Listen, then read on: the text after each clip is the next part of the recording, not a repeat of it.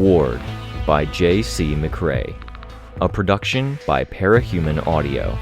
Performed by a cast of fans and volunteers. Please visit parahumanaudio.com to learn more. Thank you and enjoy.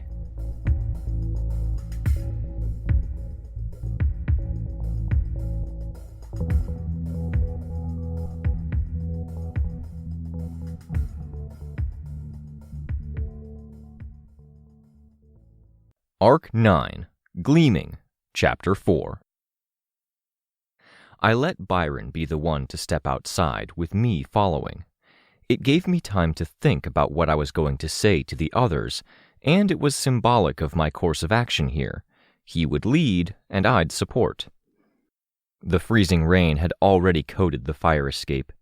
The strength of the wind this close to the breached Norwalk portal made the icicles slanted, more sideways than down. "Do you want a hood or covering? We could probably cobble something up," I told Byron. "I'm fine," he said, stepping down from the base of the door to the metal slats of the fire escape. The rain pelted his armor and helmet, and he didn't flinch. I saw his shoulders rise, then fall very suddenly. A deep breath. His breath fogging out from the mouth portion of his helmet. He dropped a clump of metal and chain onto the fire escape, then bent down, slipping his feet into them. "Strap-on cleats?" I asked. "Yeah, crampons," he said. "I never thought I'd have reason to use these again." "It can't be because of where you lived. You were North Carolina?" "Reach was Maryland, Virginia, North Carolina, and South Carolina. We were Maryland originally. No, you're right, it was to work with powers. I'm surprised you didn't know what these are called, living more north." "Our winters weren't too bad in Brockton Bay, and I fly, remember?" Another puff of breath, like a laugh. "Power-related?" I asked. "Yeah," he said. "For a little while, I was ice." "Do you know what made it change?" "We have ideas. If it was any of those ideas, it's not worth trying to do it again. Too costly, with a lot of bad memories." I could imagine. Murder. A team breaking up. "I can relate, I suppose," I said. "Maybe, yeah," he said, his head turning my way. I'd read articles about helmets and how a given shape of opening or slit for the eyes could be heroic or villainous, or evoke a certain effect.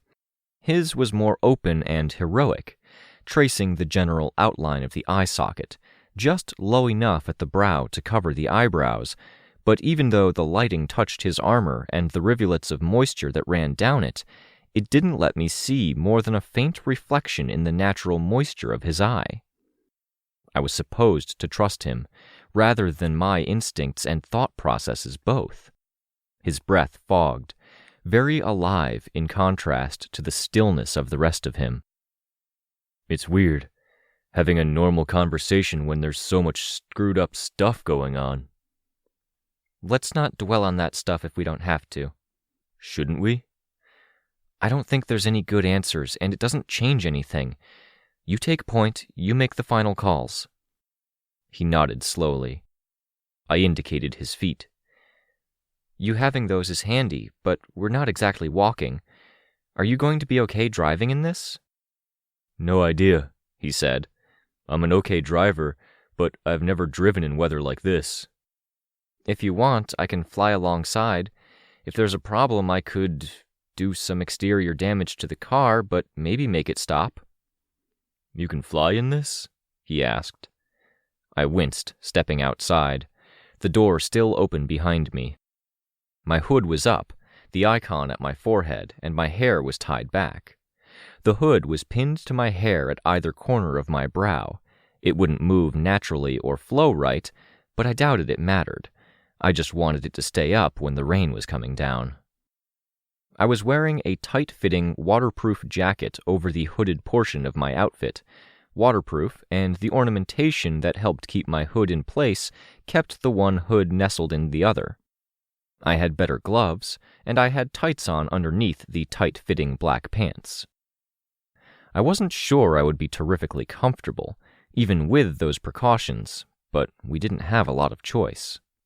Yes, we'll both do our best, I said. And I know we said we wouldn't discuss it, but, he started. He lowered his voice. I can trust you? You won't help Goddess by dealing with me?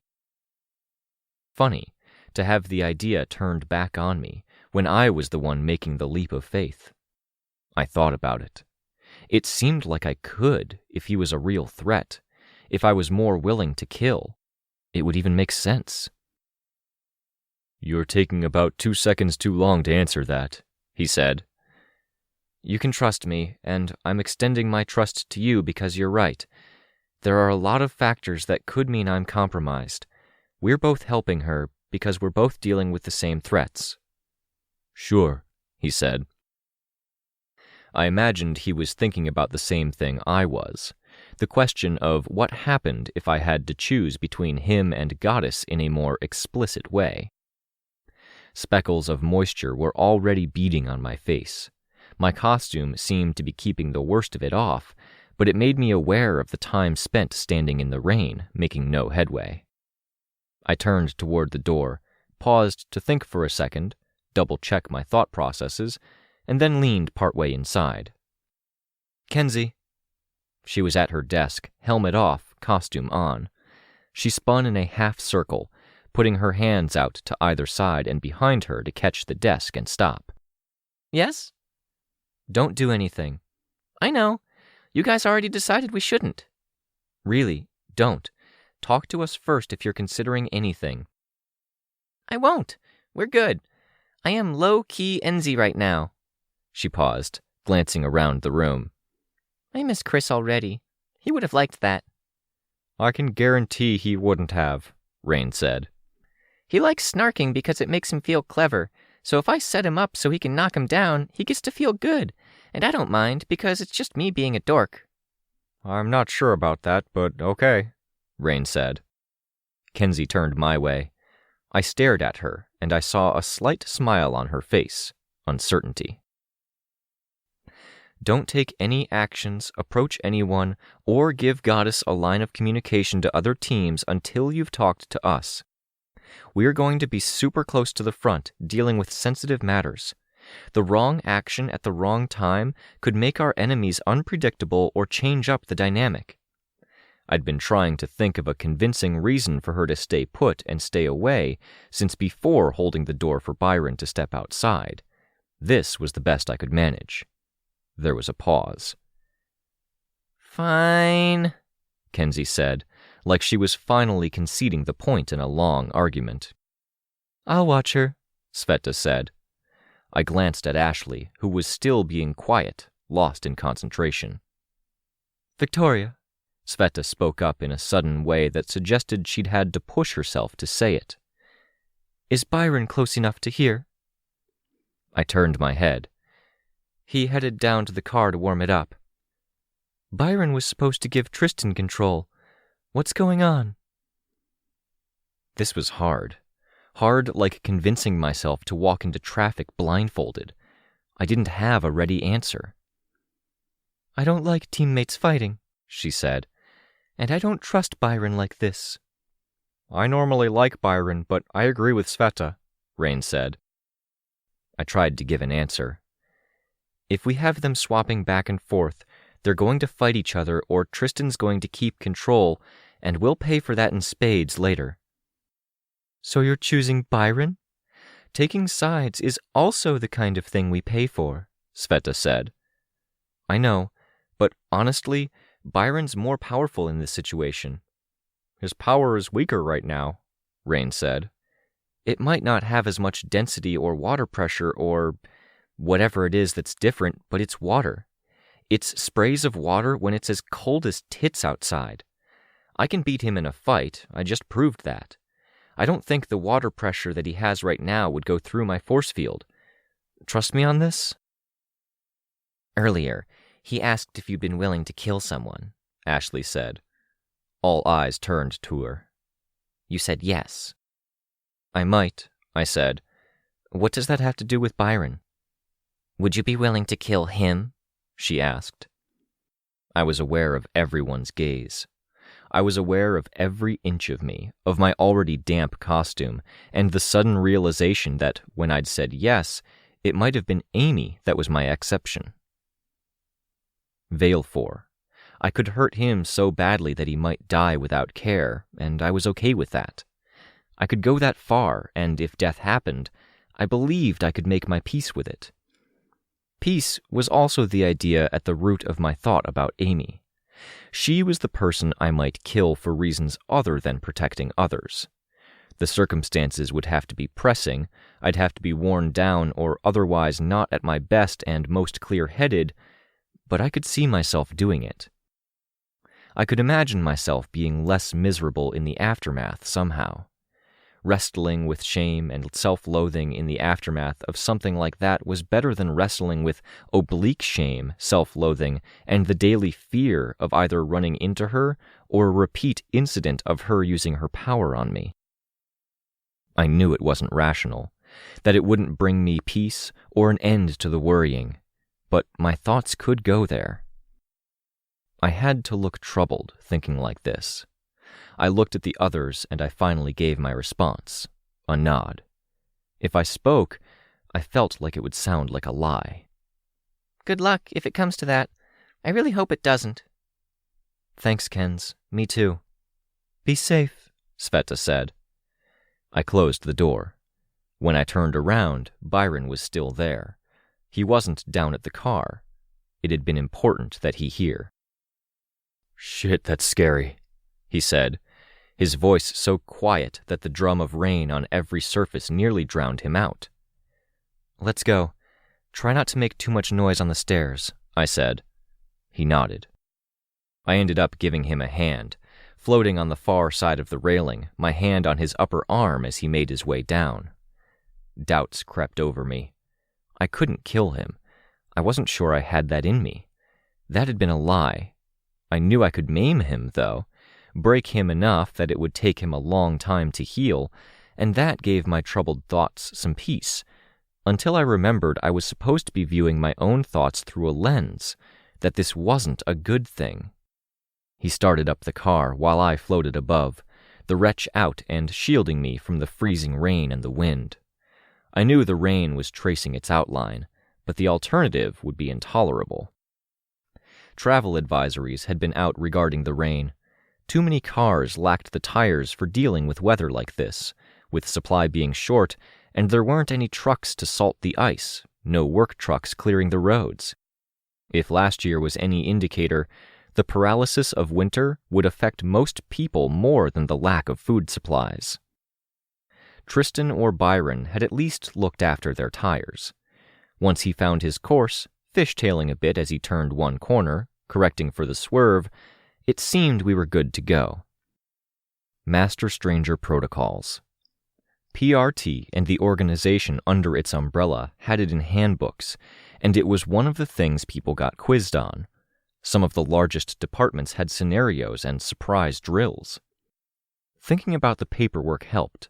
Black text on white. Strict rules to be followed. With a strong master stranger of this type, we were supposed to implement eyes-on protocols. Once someone left our sight, they were to be assumed to be compromised. Didn't matter, it didn't apply here, until Byron started talking to people and tried to get them on his side against Goddess. Flying through the dark with the wretch active and the rain coming down had my heart pounding. When the streetlights illuminated the raindrops, the wretch was made briefly visible, the direction they were facing made ambiguous by the fact that only the surface was being seen, hands reaching, faces neutral. Black text on white, I thought, turning my attention away from the images in my peripheral vision and toward the car. Byron was doing fine, but the roads were clear of vehicles. What had I been thinking about? I had to remind myself. The eyes-on protocol shouldn't matter in this case. What did matter was the system for when people were compromised. Being rushed, agitated, or otherwise reckless when everything was fucked up was a good way to make mistakes, so the first step was to get to a position where decisions could be made with care and deliberation. Not so much different from my warrior monk approach. Chain of command automatically passed down the chain as though people were dead or out of action. If discussions of the chain of command took more than a set amount of time, or if the affected individuals couldn't be trusted or detained, it meant a mission abort to a safe location with self-isolation once there. A good team with the right organization would see the leader step down the moment he might be compromised, the next person taking up the mantle. The wind was more intense as we got closer to the Norwalk portal breach. On the upside, the sky on the far side was clear and bright, a slice of blue at the horizon, and the weather that extended out around it was rain-free. The precipitation wasn't as bad here. Light blue. It was the late afternoon, I had to remind myself. Waking up early and the sky being so overcast it was black was throwing me. I heard a rev. Byron picked up speed as he reached road that wasn't icy. "Careful," I murmured. The mere mention of the protocols and this course of action was supposed to be cause for a leader to quickly step down. If their second in command was the one to raise the issue, the third in command took over to prevent the protocol from being weaponized by the compromised. A really good team would default to the core approach for whatever the threat was. Defer command to the most capable person believed to be uncompromised, or to HQ if comms still worked, then stick to the protocols for dealing with strangers, or the protocols for dealing with masters. I was aware that in this case we were dealing with a master. The protocol? Take them the fuck out. Second priority, right after the thinkers who were ASAP level. 99% of the time, taking the master out of consideration also dealt with the control. I felt nervous at the idea that Byron might be driving, his own mind going a mile a minute as he reminded himself of protocols and options, figuring out a game plan, with eliminating Goddess as his end goal.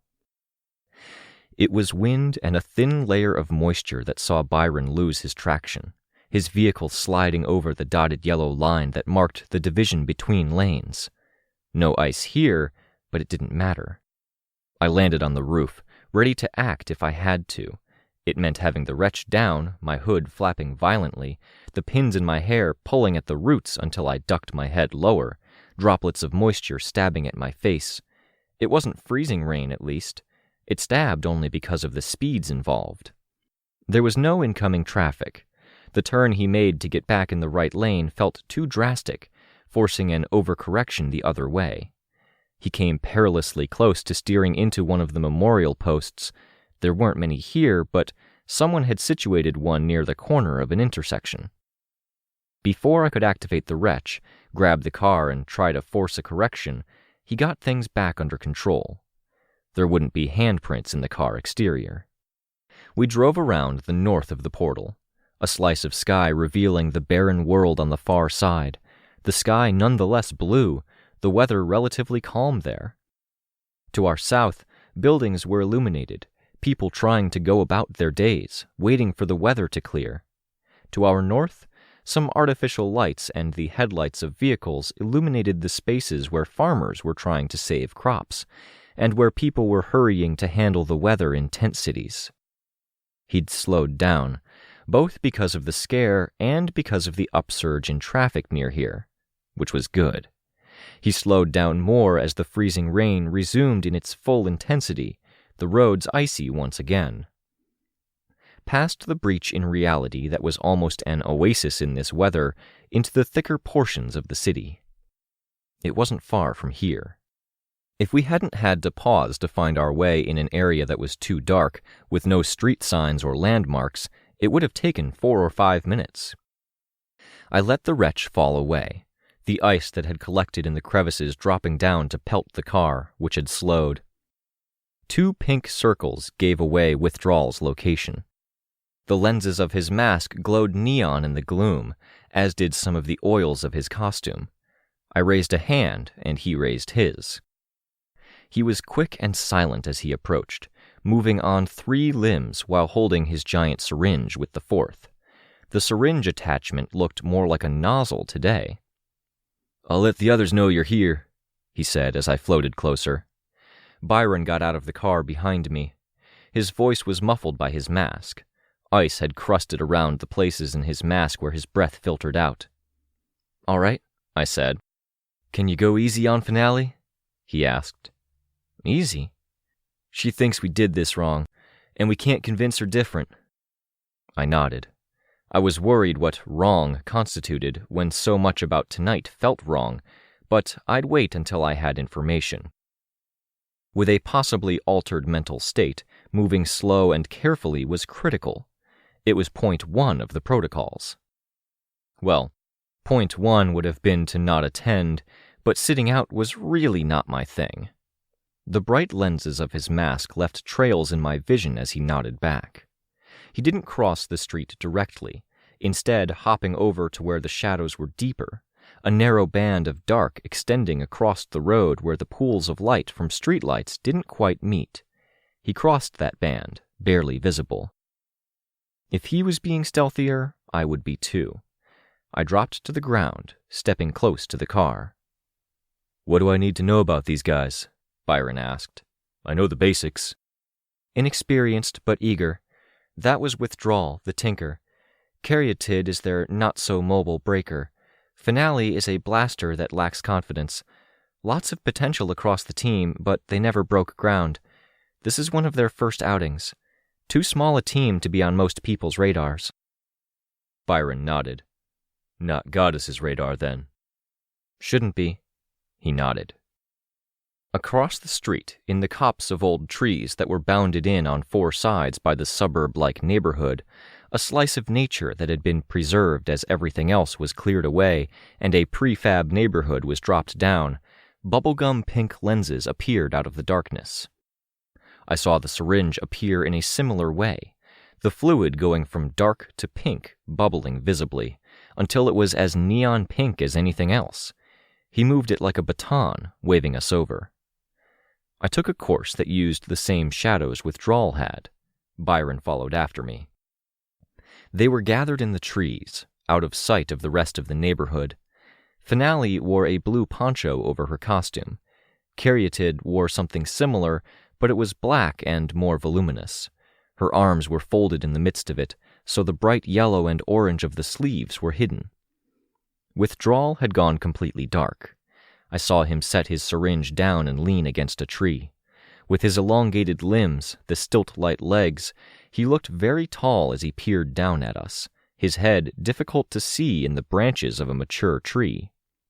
Caryatid was positioned where she could stand with her back to a tree, looking over one shoulder in the direction of a quaint house.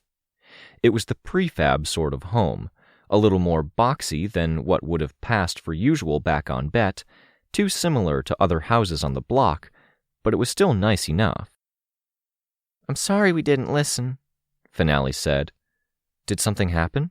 I asked. "No," Caryatid said. "We did stuff in the wrong order," Finale said. "We didn't. The order didn't matter," Withdrawal said. "But the names had numbers by them." "Can I explain?" "They'll tell us if it was wrong," Withdrawal said. His tone was patient, the rest of him exasperated. "Yeah, sure," Finale said, an accent creeping into her voice, a truncated yeah. She sounded defeated. "We were tracking target number 1, staff medical. He met with a coworker halfway through the workday. That coworker was also on our list, staff medical number 2. She had shopping bags in her very nice car, and she paid for the lunch." "She had nice clothes," Caryatid said. Her breaker form was stirring around her legs. Partially, but not completely entered into. Slowly it crept up her legs. She didn't have to make it slow, I knew. A way of staying warm? "Yeah," Withdrawal said. "We switched to following her, because whatever she's doing, it seemed off." "Sounds right," I said. "Something came up?" "You know when they have an officer do regular checkups, making you part of their patrol because they're all concerned like?" Withdrawal asked. "Yeah," I said. "There are people doing that for her. We don't think they're officers." "What do they look like?" Byron asked. "This is Capricorn, by the way," I said. Hi, Capricorn. Saw you on TV the other night, Withdrawal replied. They were driving average-looking cars, but they'd slow down as they drove by, attention on the house. What makes you sure they're not after her? Byron asked. One got out of their car, Withdrawal said. They talked, guy on the sidewalk, woman standing on her front stairs, friendly-like. What did they look like? I asked. Normal, Withdrawal said. Regular clothes, jackets. Cars were mostly the same, beaters from Bet or garbage from Gimmel. They dressed normal, but normal doesn't circle the same block 5 or 6 times, driving real slow as they pass a house. This is good, Byron said. Exactly the kind of thing we were hoping to get with the surveillance. Agreed, I added. Really? Finale asked. Really, I said, with conviction and extra emphasis. Finale was the one who saw the shopping bags, Withdrawal said. Got us thinking about what was up with this woman. Fantastic, I said, meeting Finale's eyes.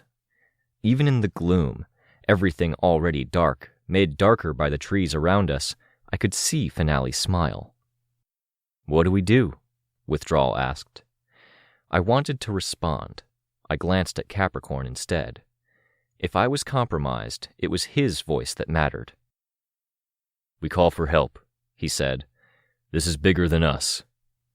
One of the major teams? I asked. We're not sure what's going on with them, he said.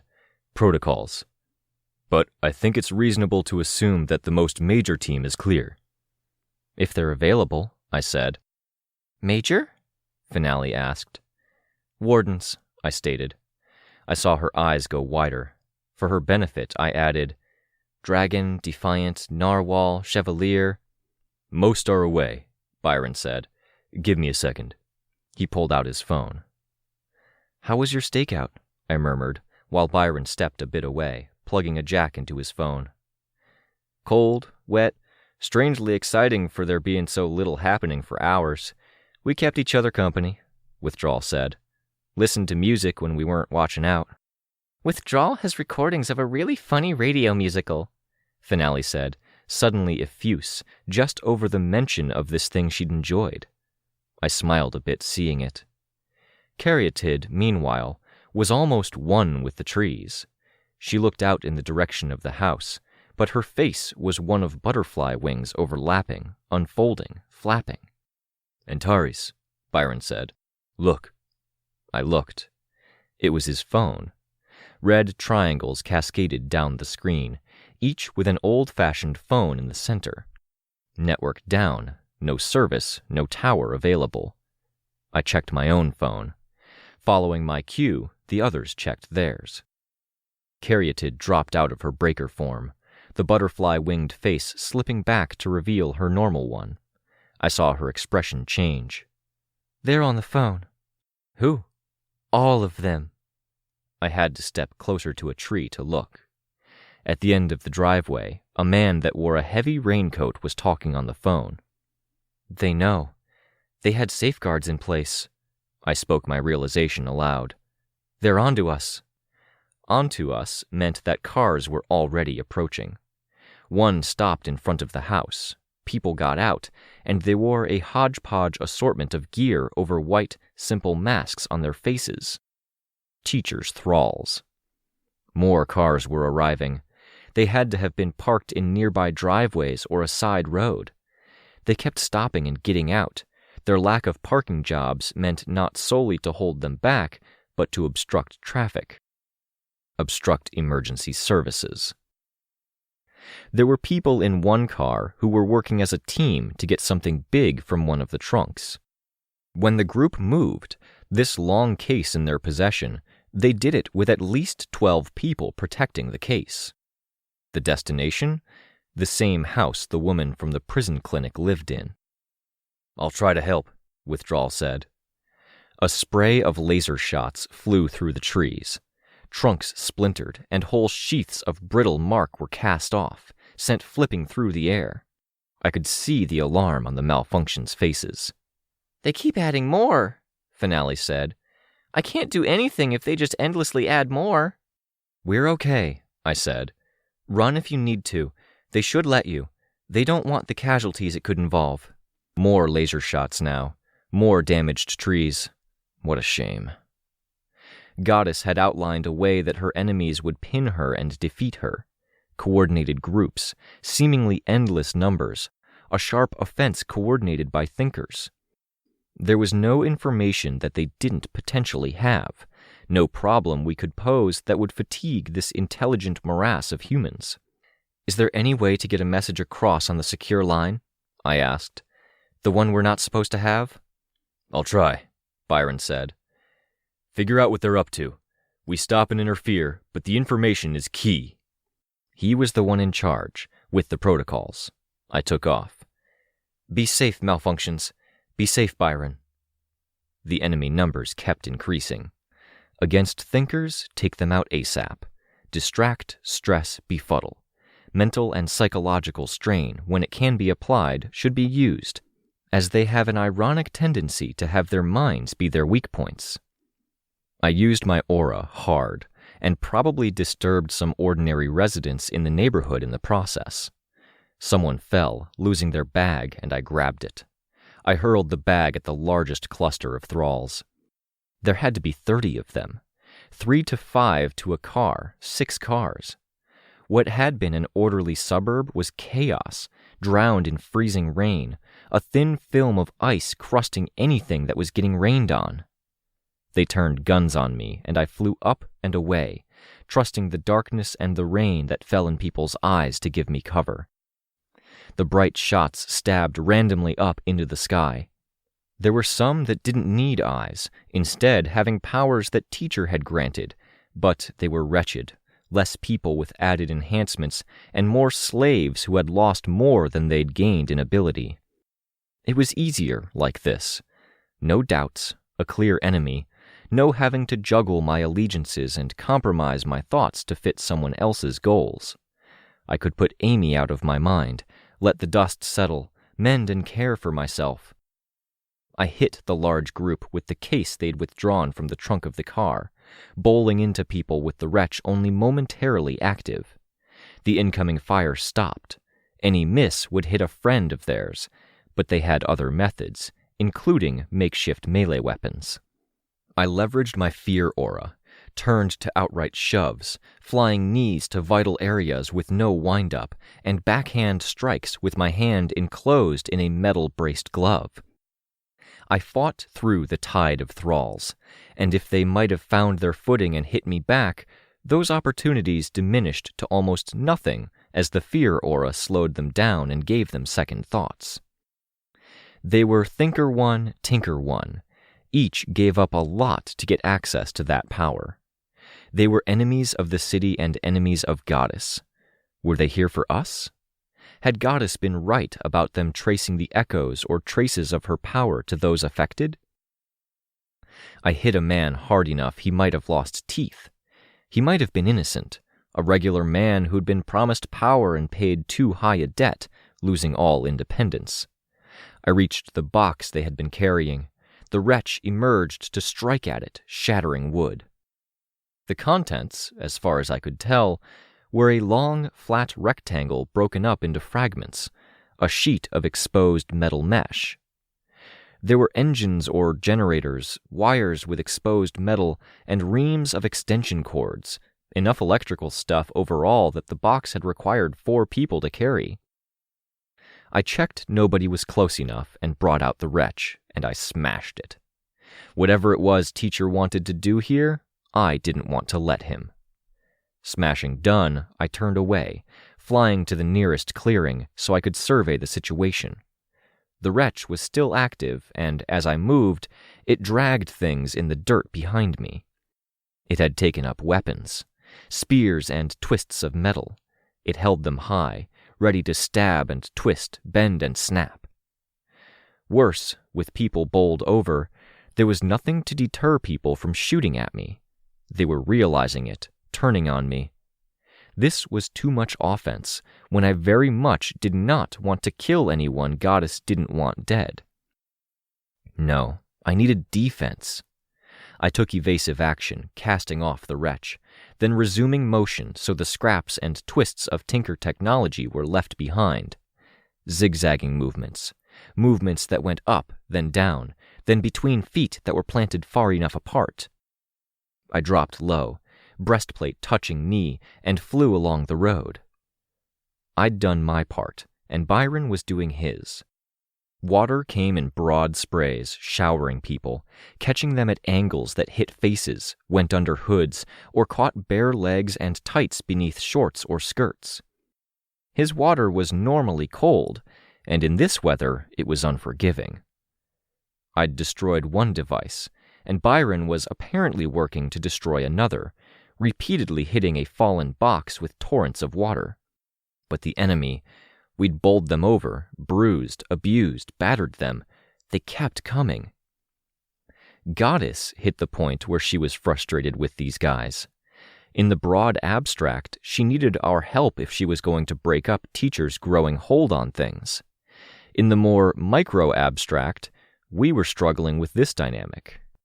"They've got teleporters. That's how they're getting people." "The door you destroyed," I heard Withdrawal's voice, his accent. "It's not the only one." Door. It had been a door. I had to fly up to get a proper view of the scene. Up 20 feet, pausing, with only a few momentary movements in case someone was trying to draw a bead on me. I could see other boxes. He could drop a teleportation gate into things, bring in an army, and win whatever fight he wanted. Some of those boxes didn't look like teleporters. We needed a path to retreat, and that was harder for Byron than it was for me. We needed to get the malfunctions out of here. The malfunctions seemed to hear my thoughts because I saw Withdrawal enter the fray. He moved at high speeds, skidding on wet and icy road, and hefted his syringe that wasn't a syringe anymore. The contents of the syringe sprayed over a wall. He skated to it, then skated up the slick of spray. He bounded off of it, then landed smack dab in the middle of a large group. Bam! Bam! Bam! Bam! Zap! Finale. She used her blaster power to less effect than even the Tinker 1 ray guns and rifles. The air distorted in front of her hands every time she fired, with more distortion each time. The zap was characterized by a distant sound of a whip crack or thunder. Her mouth moved as she made sounds as she used her abilities, even though there should have been zero need. It put me in mind of people who could read, but who moved their lips as they did. Caryatid was protecting Finale and Byron. She was a walking statue in black and amber, hands outstretched and pulled back, ready for a strike or grab if anyone got in range. Few did. Finale dropped as she took a shot. "I'm okay," she shouted as she got back to her feet. She swung her arm like she was throwing a fastball, then threw a sphere of distorted air. I hit the other guys a little harder, my intent on getting to and into the house before they could unpack one of those boxes and get her away. I hit a door, knocking it off its hinges, and strode inside. The walls were the same as the exterior, in that they were prefabricated, too neat and tidy. The woman who lived here had painted them crimson. In the large room I entered, I saw the woman who had to be the lady friend of the head of the prison's medical. She was sweeping prescription pill bottles and bags of orange-yellow powder into a black trash bag. Multiple thralls jumped up from their seats to face my direction. Drugs and some kind of ploy, prescription medications and something foreign. I took it in, trying to commit details to memory, who had been where. I did that at the same time I advanced on the woman. She was their prize, their target, that they were willing to lose 10 to 20 thralls for. Injuries or separation would cost Teacher. My mother had always told me to take away their prizes. If we couldn't take them out and arrest them, we could leave them with no wins of their own. The woman ran from me, and I flew after her, hands gripping corners to help me navigate the narrow spaces while airborne. She reached the front door, facing off to the side of our impromptu battlefield, and found the statue form caryatid standing on the other side. Purple flames erupted in the woman's hands. She hurled them at the elegant statue cape, and the statue burned. Caryatid's voice rose in alarm, then a prolonged cry of pain. "No!" I shouted. Cornered, unable to get past Caryatid in the moment, the woman wheeled on me, one hand gripping a black trash bag of loot, the other bearing a purple flame that could burn the invulnerable. "I know your clairaudience can hear, teacher. I want my reinforcements now." She'd had 30, 50 people dropped in. Some had been capable minor thinker powers, shooting accurately in the gloom. Others had been equipped. People with powers. They had the communication advantage, and they were about to up the ante.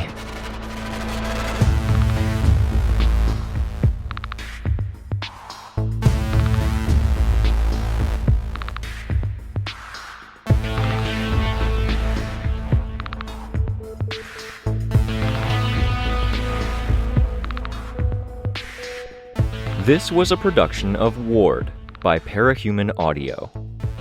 Ward and the Parahuman stories are written and owned by J.C. McCrae. You can find the original text and support the author at parahumans.net. For more of the Ward audiobook, as well as other community works, please visit parahumanaudio.com. Music for this chapter was by Evan Witt. Find out more at wittynotes.com. Editing by The Violet Legacy. Find them on Twitter at The Violet Legacy. Narration by Robert Rein Ramsay. Find more of their work at our website. Thank you for listening.